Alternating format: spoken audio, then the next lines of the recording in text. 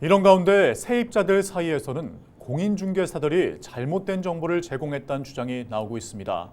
중개사가 계약을 권하면서 해당 건물에 대한 임차 현황표를 보여줬는데 전세를 월세로 표기하거나 보증금을 낮춰서 작성해놨다는 겁니다. 세입자들의 주장이 맞다면 법적인 문제는 없는지 정호석 기자가 따져봤습니다. 2년 전 숨진 부부 소유 건물에 전세로 들어온 한 세입자. 계약 전 공인중개사에게 해당 건물 40여 가구의 임차 현황이 담긴 내역서를 받았습니다. 전체 보증금 규모가 크지 않으니 건물이 경매로 넘어가도 돈을 잃을 가능성은 없다는 취지로 세입자에게 건넨 겁니다. 그런데 최근 단체 채팅방에서 내역서를 서로 확인한 세입자들은 당황스러움을 금치 못했습니다.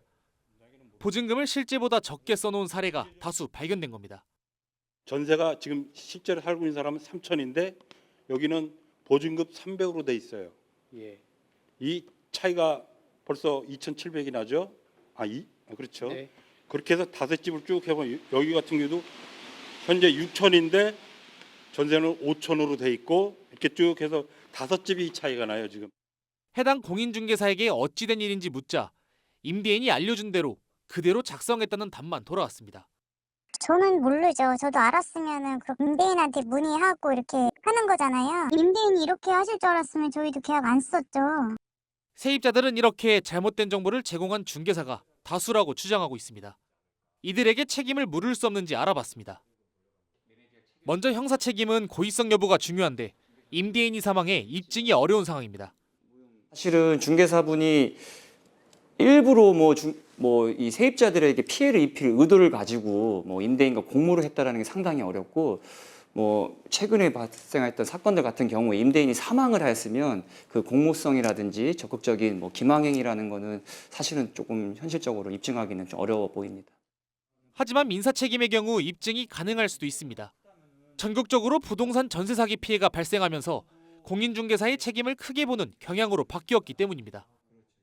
최근 판례를 살펴보면 법원은 계약을 맺을지 말지를 결정짓는 중요한 내용일 경우 중개사가 잘못된 정보를 제공해서는 안 되고 계약을 체결하도록 했다면 의무를 위반한 것으로 판단했습니다.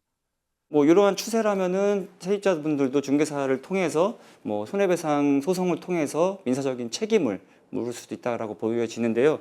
최근에 이제 대법원 판례의 추세가 당연히 이제 중개사가 권리 의무란에 아예 공란으로 둔 경우에도 책임을 인정하였고, 당연히 이제 잘못된 정보를 기입했을 경우에도 공인중개사도 책임이 있다라고 해서 최근에 점점 이제 손해배상 책임을 인정하는 판례의 취지로 바뀌고 있습니다.